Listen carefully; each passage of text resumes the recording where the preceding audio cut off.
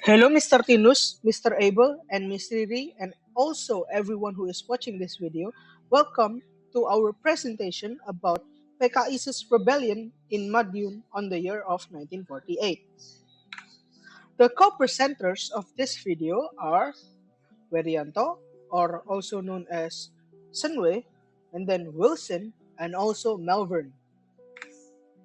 The contents of this presentation are: the first one is introduction, followed by history, and then fun facts, and also cause and effects, and then the Christian view, and lastly, the summary itself.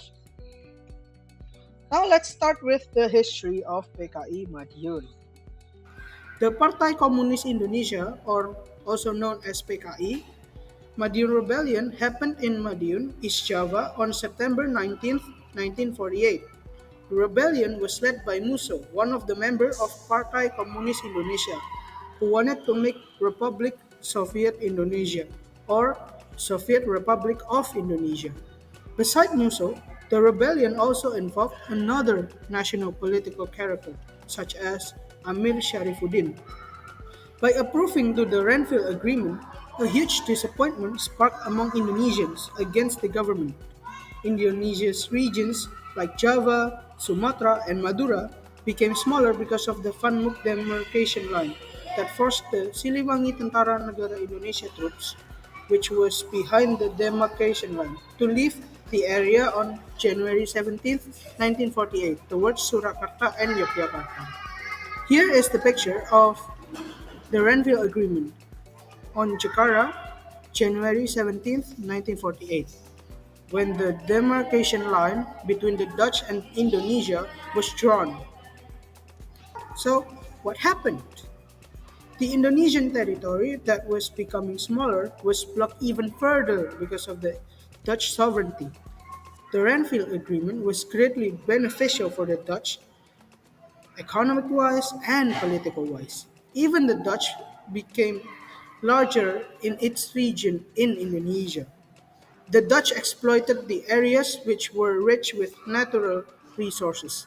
As a result, Amir Sharifuddin, the prime minister at the time, got a lot of criticisms until he received a motion of no confidence, or mosi tak percaya, in parliament on January 23, 1948. This resulted in Amir Sharifuddin being demoted from his position and was replaced by Muhammad Hatta.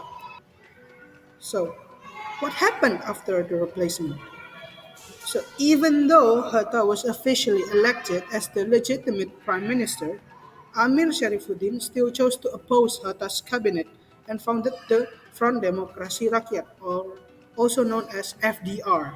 The FDR combined the mass of Partai Sosialis Indonesia, or PSI, Pemuda Sosialis Indonesia, or PESINDO, Partai Buruh, Sentral Organisasi Buruh Seluruh Indonesia, or SOPSI, and Barisan Tani Indonesia, also with PKI.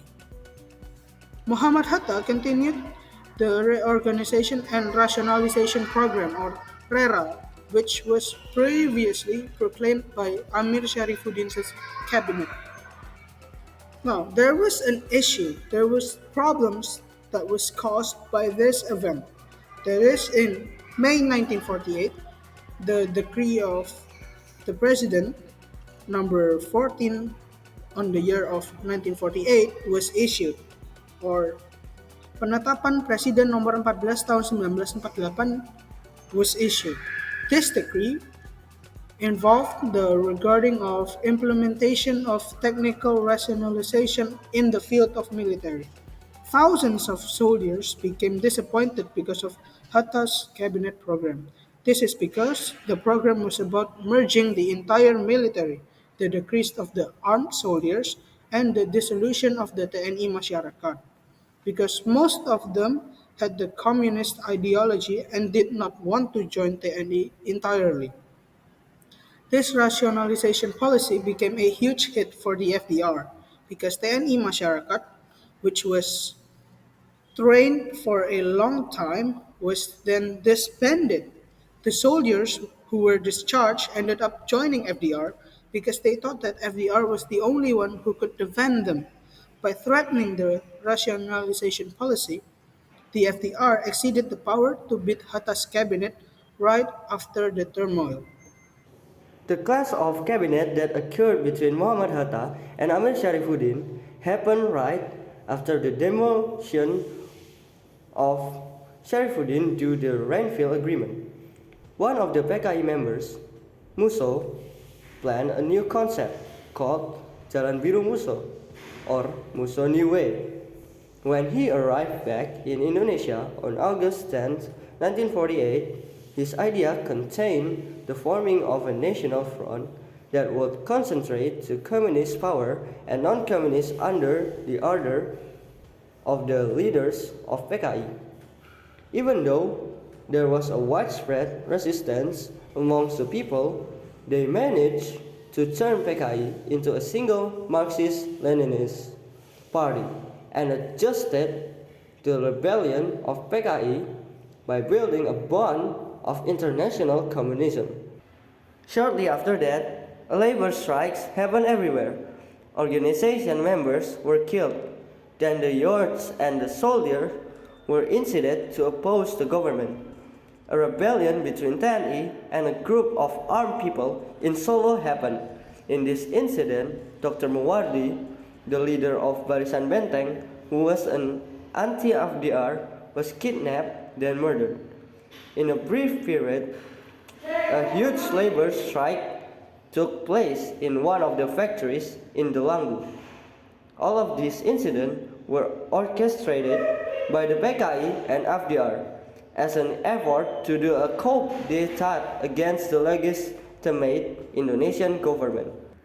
On September 19, 1948, FDR or PKI under the command of Musso and Sharifuddin announced the rise of Republik Soviet Indonesia or the Soviet Republic of Indonesia by deploying thousands of troops that stand with communism.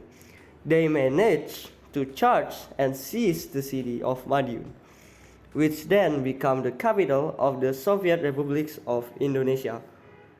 When PKI overran the city of Madiun, PKI started to apprehend and assassinate lots of political figures and parties that did not stand on their side. Even though they only had a small window of time, PKI dominated a few cities across eastern and central Java, namely Magetan, Ngawi, Ponorogo, Rembang, and Purwodadi. And then for the picture and the caption over here, PKI rose to rebel against the Indonesia government on September 19, 1948, on the ground of Madiun. By gathering support from locals, we did not know that the rebellion would evolve into killing, such as the clerics and students of PSM, said Sumarsono. There were some efforts made by government to handle the PKI Madiun coup. One of them, under the commands of President Sukarno, was to give choices for Indonesians to stand with either PKI or Soekarno-Hatta, who were making a military operation to take back Madiun, an eradication operation. In the end, the government managed to end the rebellion with the Soekarno-Hatta military operation, with the move that was later famously known as Gerakan Operasi Militer 1, GOM-1. Sukarno, as the president of Indonesia, called all Indonesians out to vote between Musso or Soekarno-Hatta through a speech done on a radio broadcast. This vote gave Indonesians a choice to stick with the Indonesian Republic led by Soekarno-Hatta or to stand with PKI by sending troops on operation and banning newspapers that side with communism. The government managed to eliminate PKI and its members. The newspapers that were banned were Patriot, Bintang Merah, Revolusioner, and Suara Ibu Kota. So, there were raids done by 10E. This is why the Hatta cabinet immediately convened to determine what to do against the problem. Badan Pekerja KNIP then agreed to the constitution, which gave Sukarno power for 3 months to try to conserve the Republic of Indonesia. Even though General Sudirman was sick, the crackdown operation continues under the commands of Colonel Abdul Haris Nasution of Markas Besar Komando Jawa. TNI deployed the reserve division from the troops of the Siliwangi Division and other divisions from East Java to stop the rebellion. The East Java military governor, Colonel Sungkono, was tasked to deploy a number of battalions to raid Madiun from the east. There was also a raid from the west by other battalions led by the Central Java military governor, Colonel Gatot Subroto. He also led the raid from Siliwangi Division's battalion. Although PKI stood strong against TNI, in just one day, TNI succeeded in pushing back the FDR, or PKI group. As a result of the raid, on September 30th, 1948, PKI was successfully subdued. By stopping them, Madiun and surrounding were freed from the dominion of the rebels. Musa himself was then shot in a siege by TNI on October 31st, 1948 in Samandang, Ponorogo, East Java. Amir Sharifuddin Suripno and several others were also caught in the Purwodadi area on November 29, 1948. The Christian worldview that we take is that we interpret rebellion against the ruling legitimate government as an act that rebels against the Lord God. The Bible verses that support this idea are Paul's letter to the Romans 13, verse 1 to 5, First Book of Samuel 15, verse 23, the Book of Isaiah 14, verse 12 to 15. These verses explain that by rejecting and rebelling against the legitimate government, we are disobeying the Lord. No matter how corrupt the ruling government is, they are assigned to do their job by God. God shows his sovereignty through this rebellion by showing us that in every misery, there will always be a way for us humans to resolve it.